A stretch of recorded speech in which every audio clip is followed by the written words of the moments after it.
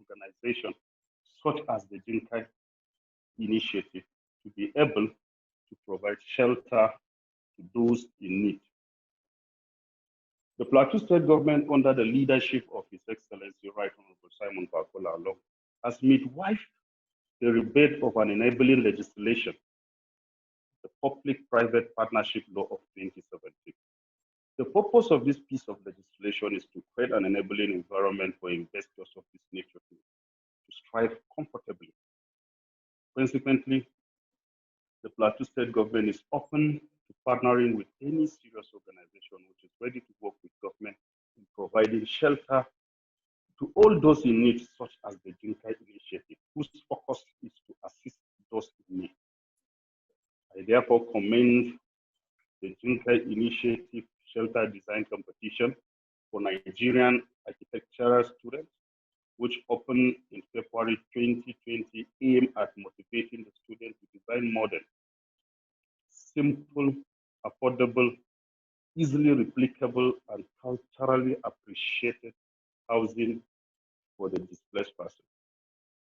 With the plan to have these houses built using local materials that are cheaper and capable of addressing the psychological traumas of the IDPs, there is a lot of gain in ensuring that the victims also receive training and empowerment to carry out the construction. Finally, I assure you of Plateau State government and wish you well as you continue to make effort to ensure that all those in need of shelter have one. May I, on this note, thank you most sincerely for the time given to make this presentation. For and on behalf of His Excellency, Right Honorable Dr. Simon Bakola, the KSGG and the Executive Governor of Plateau State, and the Chairman, Northern Governors Forum. Thank you very much, and God bless you all. Thank you very much, Honorable Zulfa Rimven, the Honorable Commissioner for Housing, Plateau State, Nigeria, for that message from the Governor of Plateau State, Honorable Barrister Simon Bakola Long. Thank you also for the insight that this presentation has given us into the situation of homelessness on the plateau, which is the main issue that Jinkai initiative seeks to resolve in its own little contribution to the plateau community. And hopefully this will be just the beginning of more to come, not just in Plateau State, but in Nigeria as a whole. Thank you very much, Honorable Commissioner. Straight away, we will go into the main event of the day, which I'm sure most of us have been waiting for, waiting to see who the winners of this competition are and what it all entails, what is captured within the designs of these winners. And to lead this session, I would like to invite Daniela Gussman, but just before Daniela comes on, I would like to make a brief introduction of who Daniela is. Daniela Gussman is the founder and executive director of Rise International, a non-profit social enterprise that focuses on economic development through job creation, skills development, and entrepreneurship, specifically in the Build Foundation, by linking aspiring African entrepreneurs with essential resources needed in order for their enterprises to flourish. Daniela is a seasoned executive with over 20 years of professional experience in the private sector, as well as the international development sector. She has worked extensively throughout Europe, Australia, Africa, and the USA in international sales and marketing, PR, public relations, business development, and social entrepreneurship. She has also provided strategic growth planning for companies and designed and launched social enterprises and led diverse teams in various sectors, from educational services and manufacturing to corporate B2B events. Please join me in welcoming Daniela Guzman. Daniela, are you there?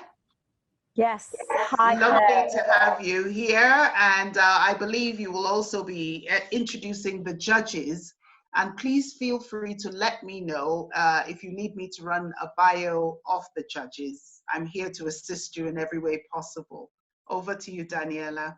Okay, thank you so much, their patience, and thank you everybody for this wonderful event. Super excited to see this happening, despite all the challenges that the world has thrown at us with COVID and then the recent events in Nigeria. So I'd really like to extend congratulations to Dr. Emma and his team for having initiated this incredible, wonderful competition.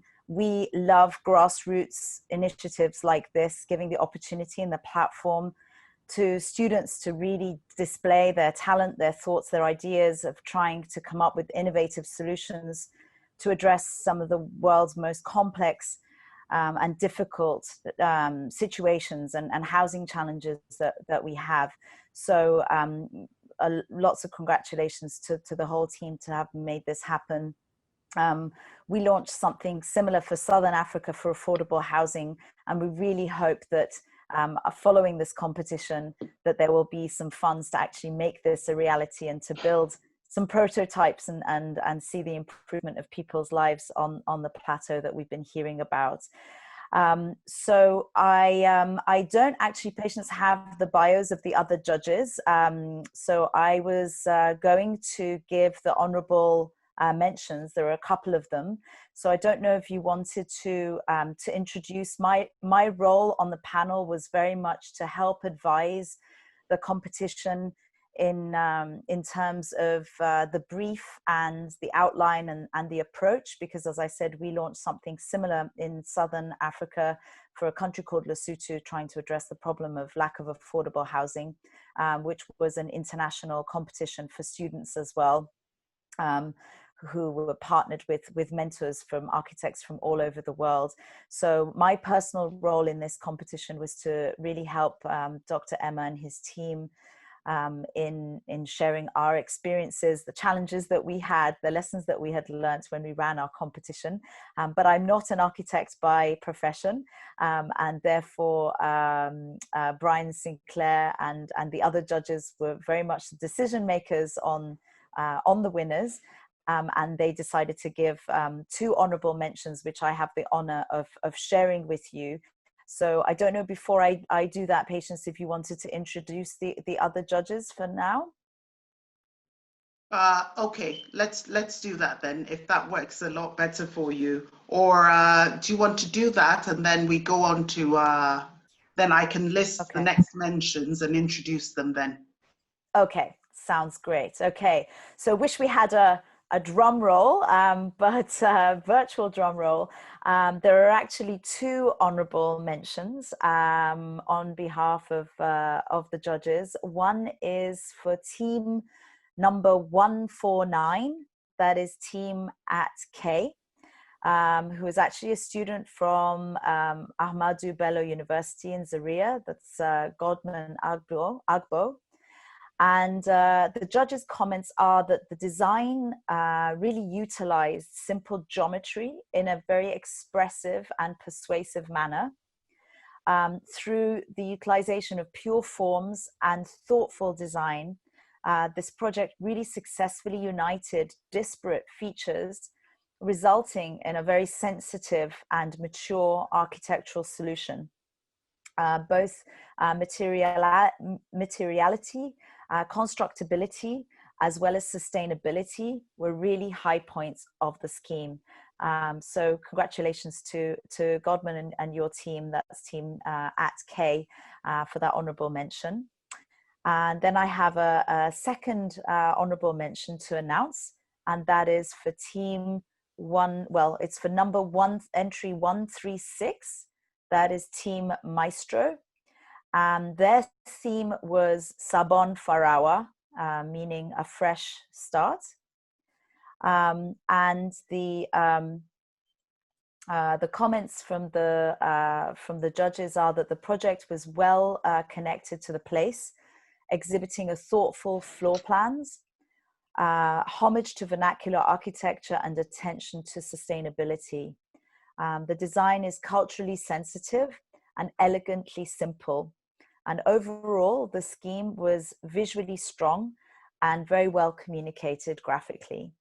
So well done, Team Maestro. Over to you, Patience. Thank you very much, Daniela, for the honorable mention teams. Very well done to them as well. I would like to invite Stephen Makama, another brother of mine, to announce the third placed team, which is Team PSBC. But just before he does that again, I would like to run a very quick bio on Stephen Ng Makama. He's an architect. He likes to describe himself as an unpublished author. He's a doting father, a husband, and a possibilist. Very difficult one for me to possibilist. I won't even try any further. Possibilist. He will tell you more when he comes on. Practically, he specializes in mud architecture with an advanced knowledge of compressed earth brick technology. He holds a CEB or CSEB, again, correct me if I have presented that wrongly, with a recent partiality to rammed earth technology. He's an innovative architect who is driven to push creativity limits by experimenting with cutting-edge design concepts and exploration of alternative earthen walling systems. He's twice consulted for GIZ Nigeria, a charity on empowering CEB artisans and practitioners in Jos Plateau State, Nigeria.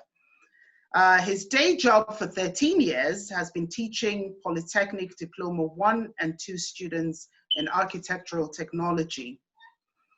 Theoretically, he is a proponent of generative African architecture, currently researching the possible synergy between the fractal concept of African traditional settlement and the contemporary informal African settlement morphologies. He's floated the ambient toilet, quote and unquote, concept to augment the lack of accessible conveniences and restrooms in an African setting.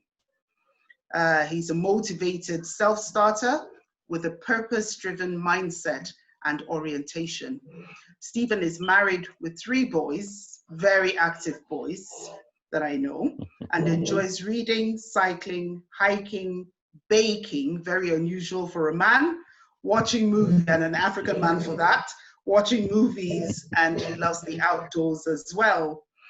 Stephen is currently embarking on his PhD at the Department of Geography and Environmental Development at the Ben Gurion, again, he will correct me on that pronunciation, the Ben Gurion University of the Negev in Israel.